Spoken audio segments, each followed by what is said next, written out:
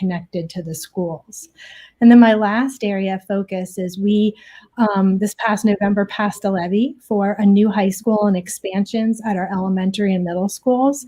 And so this is more than bricks and mortar. It is additional space that we have that we can really use to look at our programming and how do we offer hands-on career programming so that students can explore what their passions are and really help with their next chapter after high school. And so not just college as a next path, but sometimes college isn't for everyone, but there's trades. And so how do we introduce them at a young age to all those different opportunities so that they can really explore? And then when they hit those high school years, they can really have an idea of what they want to go into and for that next chapter after they graduate. And so I feel like a lot of what I said must have resonated with the community. In my conversations that I had leading up to Election Day, that's what I heard, that a lot of people really connected to those areas of focus that I had, especially the mental health programming part of it. Kara, could you paint a picture of Hana Jefferson and tell us what is unique about this school district and what are some of the major issues of concern over the years? So I think what makes us unique is we're a big suburb of Columbus, but yet we feel very small town, very community oriented. Everyone is really close. We're a very diverse community. I moved here in 2006 specifically because I had heard how diverse the community was and also how everyone rallies together and supports one another. And my children just graduated this past spring, and I can tell you that that's very true. The support I have felt from other parents, my children have felt from other students, from teachers, administrative, and staff. It's a very close-knit community. I think that the opportunities the district has had through the years is not really putting a levy on the ballot until recently to really bring the schools up to not only the size they need to be for our district, but also to that 21st century learning. And I think having that levy pass just this past fall really lends itself to a lot of opportunities that we have in the next 4 years in building that, brand new high school that we're going to build. It just opens the door for so many opportunities with our programming, and the town needs that. And not only just for those that are going to be going to the schools, but just, also our community as well. These are buildings that our community can enjoy, whether they're seeing a sporting event or coming to a play or listening to our band or orchestra perform. These are going to be spaces for the whole community.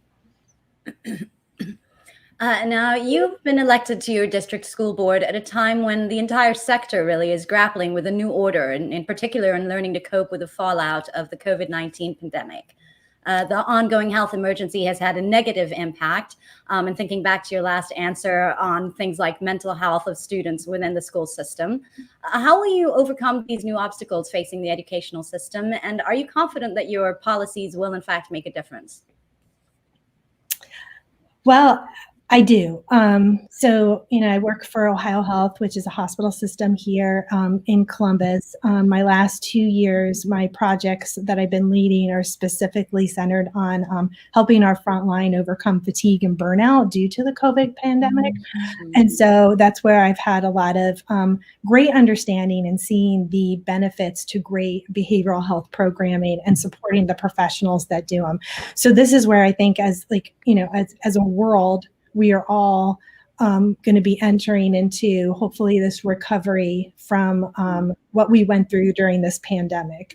And that takes a lot of understanding. Everyone has had trauma in some way. The COVID has impacted them in some way. And so I think it's just giving each other grace, assuming good intent, really leaning in and listening to conversations and what people have on their minds, and then equipping those in our district with the skills to see those early signs of distress, know that they don't have to fix it. There are professionals there that can partner with them. And we have such a great district and community. I really do feel that we will continue to come together and be there for each other and help each other get through these next years as we're, hopefully moving into this recovery mode of the pandemic. Kara, before you go, how big is the Hana Jefferson School District in terms of number of schools, teachers, students, and what are your ratings, generally speaking? So we have one high school, we have 7 elementary schools, 3 middle schools, and a preschool. There's approximately 7,500 students in the district with about 513 faculty on staff. And so the district, I think you're asking about the kind of ratings. In Ohio, there were ratings were withheld the past couple of years due to COVID. And so there is the Ohio Department of Education has a report card, but they do not actually rate the districts. They just kind of give you a report on how well you're doing based on test scores, graduation rates, and even our district on our webpage has a report they give out. But those things have been put on hold the past couple of years from what I can see and understand, just based on COVID impacting all of that. And so I think that's where it's important in the years ahead that we are looking at where there are gaps and closing those gaps as we, kind of move forward from this pandemic. Well, thank you so much for joining us, Ms. Coates. Given your background, I'm sure your district will benefit from your influence. Thank you. Thank you for having me. Thanks. And you are listening to the Apex One News Magazine, reaching you from Apex One Radio.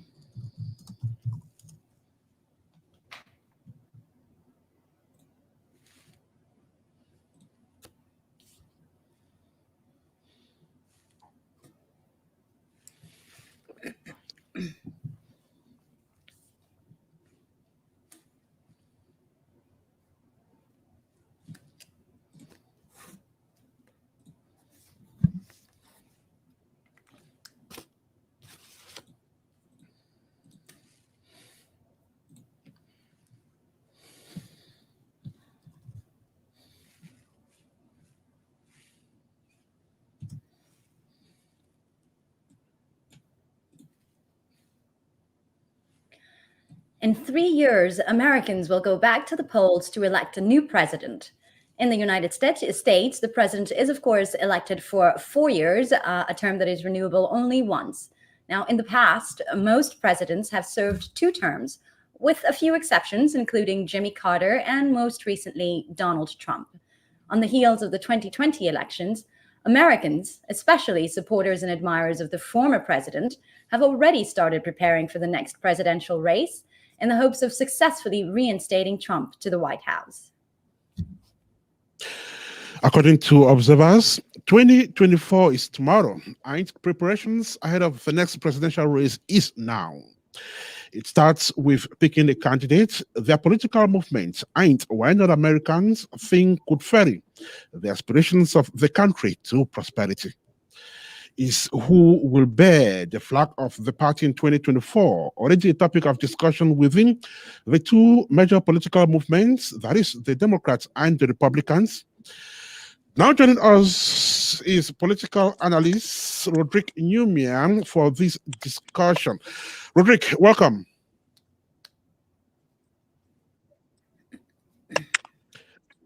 Thank you, Ernest. Good afternoon to you and good afternoon to our listeners. Right. So, Roderick, 3 years to the polls. Is it too early to start thinking about who will become the next president of the United States? No, it's not early. As a matter of fact, the process starts the very first day, January 20th, when Joe Biden inaugurated into the White House. That conversation started that same evening. It is an ongoing process that never ends. And to be specific, the next election is going to be on Tuesday, November 5th, 2024. Hello, Roderick. Now, Donald Trump has been in the news with a regular frequency since he left office in January of this year, despite the fact that he is facing both criminal and civil litigation in New York and Washington. Speculation about his bid to return to the White House in 2024 has already been rife.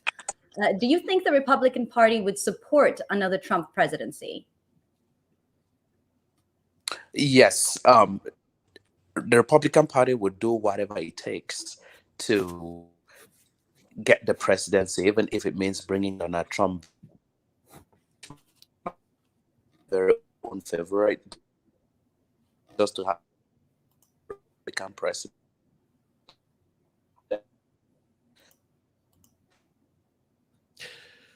We're sorry for that technical hitch. We will get back to Roderick. This is the Apex One News Magazine.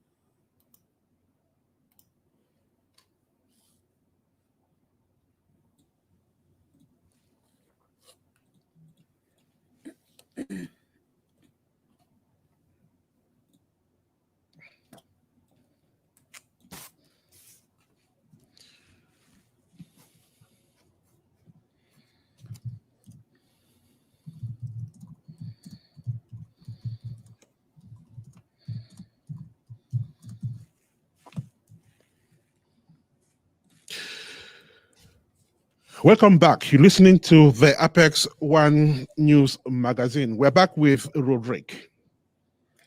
Glad to have you back, Roderick. My question before we got disconnected, do you think the Republican Party would support another Trump presidency?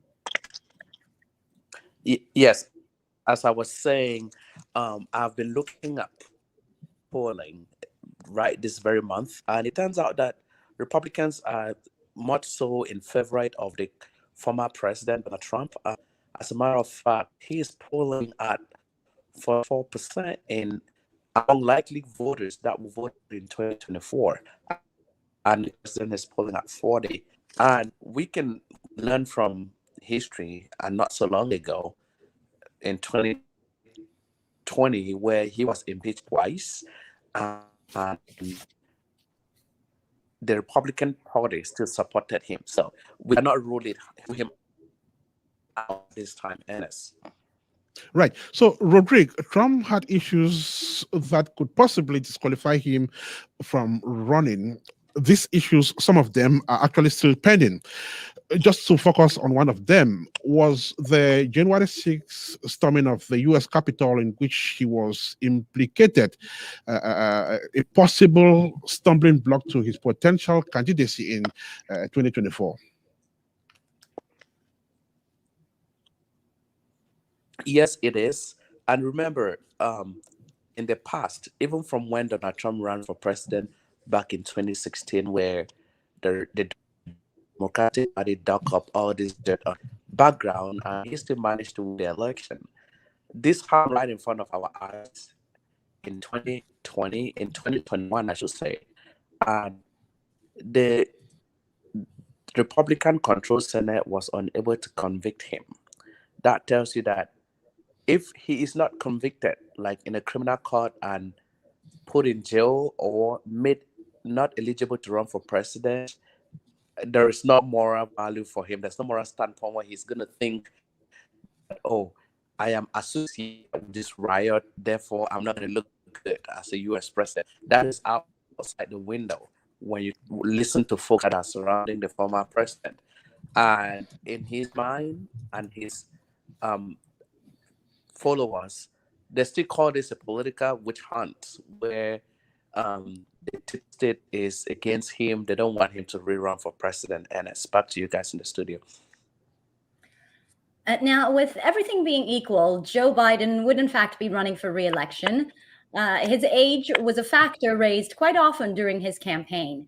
Should he decline to run for a second term due to his age, Kamala Harris would be the next option.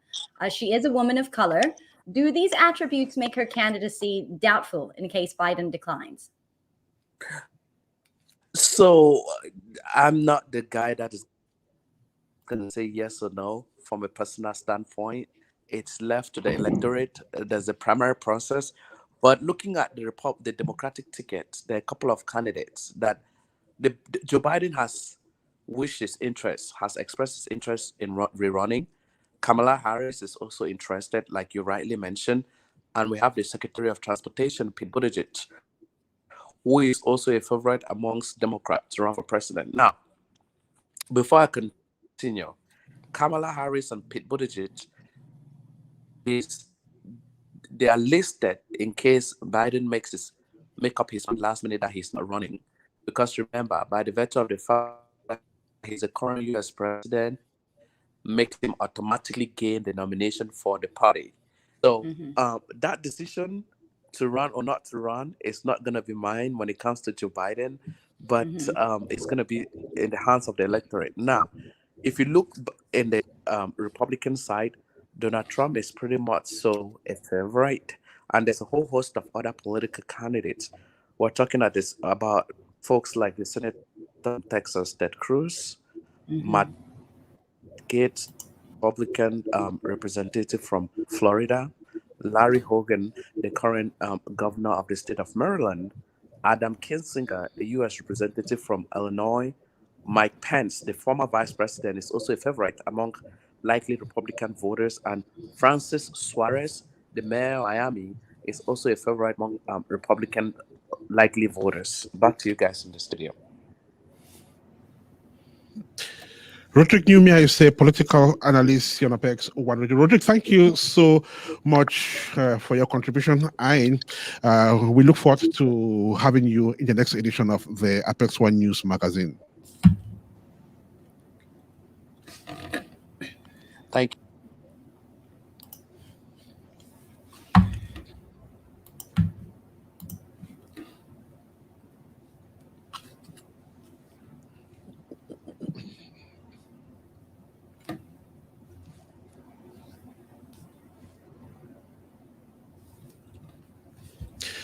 You are listening to the Apex One News magazine, listening to you live from Apex One Radio.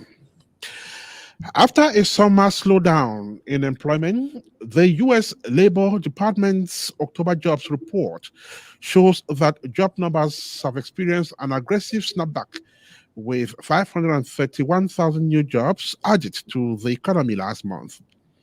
The unemployment rate has fallen to 4.6%, the lowest level since the economic recovery began last year. Employment growth across the country was also stronger in August and September than previously estimated. Restaurants and factories, which have been some of the harder hit cores in the COVID era, increased hiring, signaling a surging economic strength across the United States. President Joe Biden praised the October jobs report on Friday, saying that the strong job gains and falling unemployment rate are clear evidence that his economic recovery plan is working. He acknowledged that there is still more work to be done in light of the impact of inflation and the continuing global supply chain crisis, stating that we still have to tackle the costs that American families are facing, but this recovery is faster and stronger than almost anyone would have predicted. Democrats have been touting the report as further evidence that Congress must push to clear the Build Back Better agenda to ensure continued economic growth, while Republicans are using it to caution against Democrats pushing for vaccine mandates, claiming that doing so would in fact affect employment rates. Congress delivered its vote on the Build Back Better agenda and the bipartisan infrastructure framework late Friday evening, and we will be covering that later in the show.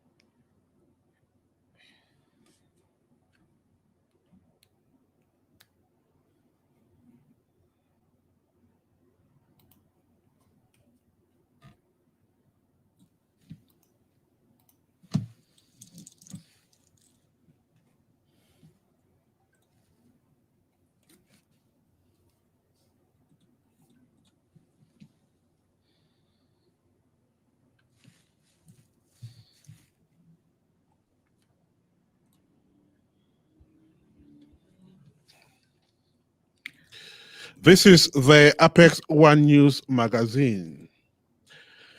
Now, apart from climate change, management of plastic waste is another top priority in environmental issues. Plastic waste disposal has been a huge concern, attracting strategic measures in handling it, one of which is recycling. Over the years, the plastic waste recycling industry has grown from leaps and bounds, extending its grip on environmental science education. Following a brief halt due to COVID-19, the Plastics Recycling World Expo was back in Ohio, environmental science experts and members of the plastic waste industry converged on Cleveland recently to see and learn about new technologies in plastic waste management and assess progress in this sector this far. Among the companies showcasing their works at the Cleveland Plastic Waste Exhibition was Ncaa AI Polymers. Its chief technical officer, Futsum Woldesas, was a speaker at the event. He now joins us to throw more light on the Plastics Recycling World Expo and plastic waste management as an environmental issue. Welcome to the program. Thank you for having me. Hello. Now, can you talk to us about the history of the Plastics Recycling World Expo? How long it's been going on? How often is it a global undertaking? And what exactly prompted its inception? Hello. I will start first of all with my introduction is because my name is Pascal Gatete, and we have a recycling company in Africa, especially in Rwanda, which is in East Africa, part of the Africa. And Rwanda has been one of the first country in the world to ban single-use plastic bags. And this week, it has been a great opportunity to be part of the exhibition and to learn about new technologies on the market in the recycling industry. So as far as the history of this kind of exhibition, I think we have to look back when the problem of plastic started, because when you look, plastic has been there being used for the last 100 years. And the problem of plastic started in 50s, especially when you go in years of 70s, where the production of plastic started to increase, and also without any solution to address the plastic. So that's how came the recycling industry. And this kind of exhibition, it helped to increase the research in terms of recycling of plastic, and get also more investment into the recycling to tackle the problem of plastic into the environment, into the global warming, and also into the human health, because it affects at different levels. So coming up with all the history, I cannot tell you exactly when it started, but the problem of plastic started in 50s. Right. So I would like you to reiterate the global impact of plastic pollution. Most of us are aware of the of what's been known as the Great Pacific Garbage Patch in the North Pacific Ocean. But what is the full extent of environmental damage caused by plastic waste? So one of the problems of the plastic is plastic is not can last into the environment more than 100 years, from 100 years to 1,000 years, depending on the type of the plastic. And also one of the big problem is we have several kind of problem. I can name some of it, like physical ones, especially in the marine wildlife, whereby some wildlife, especially marines one, can mistaken plastic as a food. And that's bring a problem of ingestion, suffocation. It bring the problem of clogging waterways like seas, lakes, and etc. It brings also the problem of infertility for land. And another problem which the plastic bring is it has that problem of depleting landfill. And you can see you have more landfill because the more you have production of plastic, and the more you don't have a solution to recycle, it brings a lot of problems, especially when it's not well regulated, especially in terms of those plastic which cannot be biodegradable into.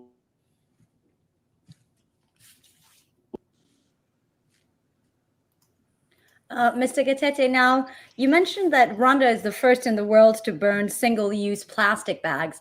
Can you explain why that's an achievement and why other countries have not undertaken that? So one of the big problems in Rwanda when they start realizing, especially these single-use bags, Rwanda started to realize that it started to degrade the environment. So it had a lot of problem in terms of aquatic life, in terms of aesthetical, in terms of management of waste, infertility of soil. And also without tackling that problem, the impact was very high compared of tackling and banning those kind of plastic. So Rwanda took the lead in 2005 by putting a clear regulations, by banning. It was not easy because when something has been going into habits of people of using plastic, removing it, it's not easy. But by proper education of the citizen and the community, people started to understand the problem of plastic, and they started to buy to be part of the banning of the plastic. And that's why the country has been very successful, and also by introducing recycling and also the plastic which can be biodegradable into the environment. And other countries started to follow.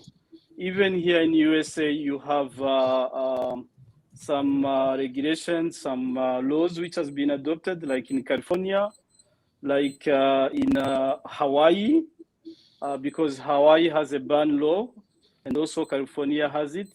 There is other states. I think in general we have about 8 to 9 states in USA which has a ban law for plastic, especially the single-use plastic bags.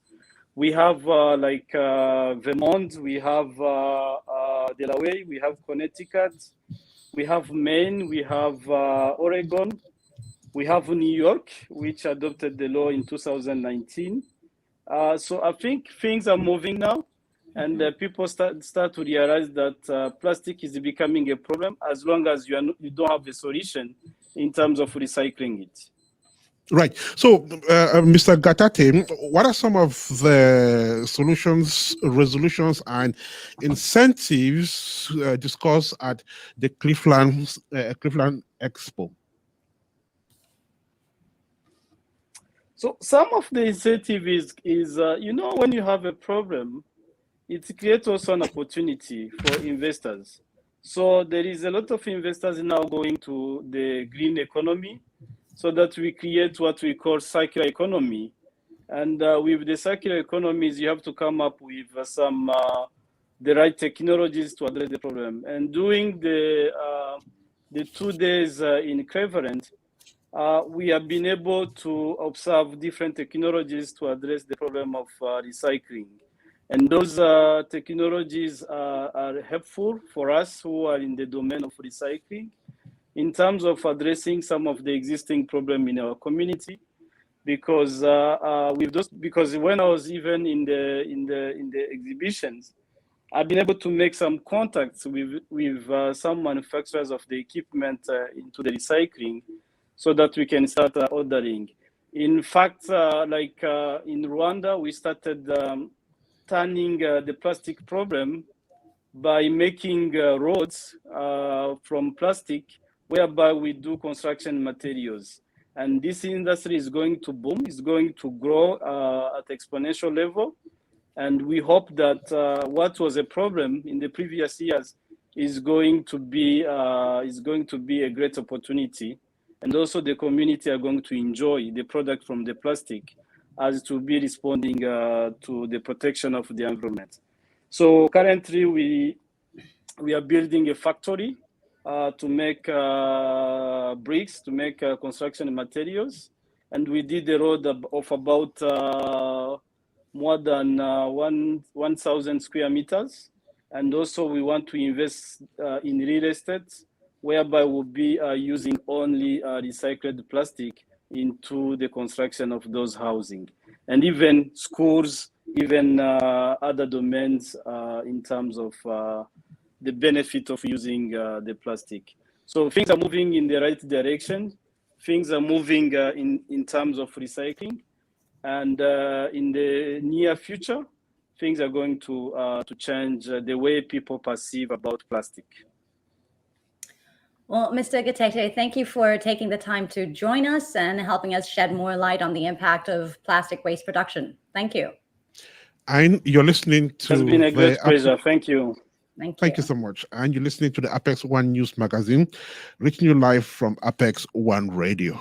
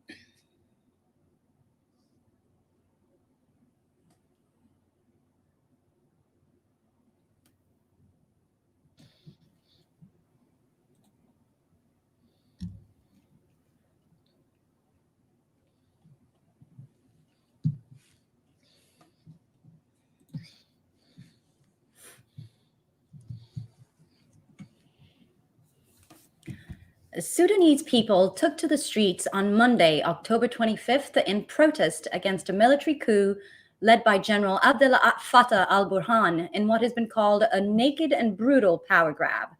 The military leader, a remnant of former President al-Bashir's violent regime, dissolved the transitional civilian government with whom the military has shared power since 2018 and detained the Sovereign Council's Prime Minister, Abdallah Hamdok, and other civilian government members. Immediately after the coup, an internet blockade was implemented in the country. And this has been an ever-increasing communications shutdown, beginning with social media apps, then total internet access, and finally mobile calling and messaging, effectively disabling digital communication in the country. The blockade continues today. Sudan has been in the grips of an unyielding resistance against military power since 2019. In April of that year, the Sudanese people launched a systematic and resilient revolution to oust President al-Bashir's 30-year regime and demand a transition to power to civilians and a transition of power to civilians in their quest for a path to democracy and peace. When the former dictator was removed from power, the military seized control of the country, which led to a nationwide protest. In response, the military cracked down on protesters in a violent escalation that resulted in what has come to be known the Khartoum massacre in June 2019. But the protesters refused to capitulate and kept up the pressure, and eventually in August of the same year, the military agreed to share power with a civilian government and set a date for a full transition of power to a democratically elected civilian government. That deadline was due in a mere 4 weeks at the time of the coup last month, prompting many analysts, both in Sudan and in the international community, to further condemn General al-Burhan for what appears to be a blatant attempt to circumvent the terms of the Sovereign Council's transitional agreement. Meanwhile, tensions continued to escalate between China and the island nation of Taiwan. China has long asserted its claim on Taiwan as a Chinese protectorate, and until recently, the Taiwanese government and its people have been content to let the status quo hold.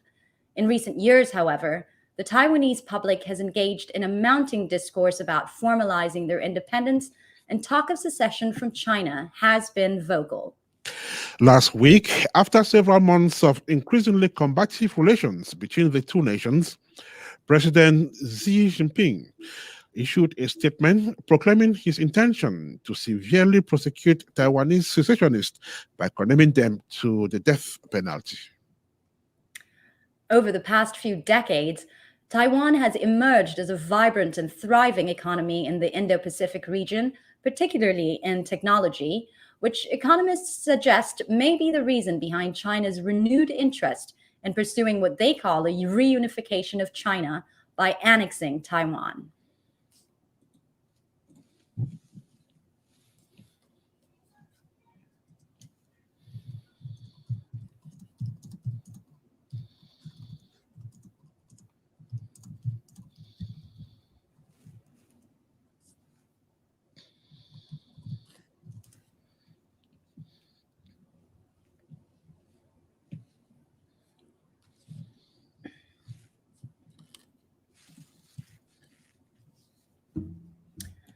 The 2021 National Collegiate Athletic Association, the NCAA Women's Basketball Tournament, kicks off on Tuesday, November 9th, with matches slated throughout the country. According to the calendar, Ohio State will be resting on day one as they get set to join the tournament on Wednesday, November 10th, when they will take on Bucknell in what pundits have described as a clash of the Titans. This will be the first opportunity the Buckeyes have had to play in the NCAA tournament since the 2018-2019 season. Last season, the women's basketball team had to contend with a post-season ban, the ever-present threat of COVID, and the firing of an assistant coach, in addition to the loss of starting point guard Madison Green, who the team is excited to welcome back this season.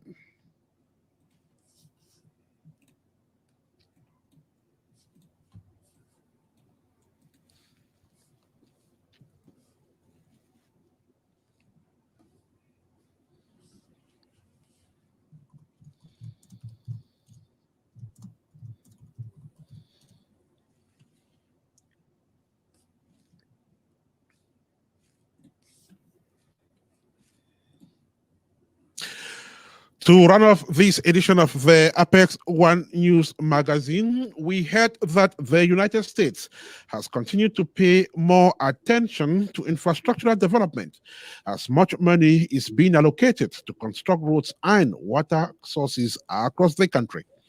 A bill to allocate $1.2 trillion to revitalize infrastructure was voted by the House last Friday, a move which President Joe Biden has applauded as victory. We had details in this edition of The News. And in foreign news, we covered the escalating tensions between China and the self-governing island of Taiwan, where the Taiwanese public has engaged in a discourse about formalizing their independence, and where talk of secession from China is becoming increasingly vocal. As we said last week, China's Xi Jinping made his position on the evolving situation abundantly clear.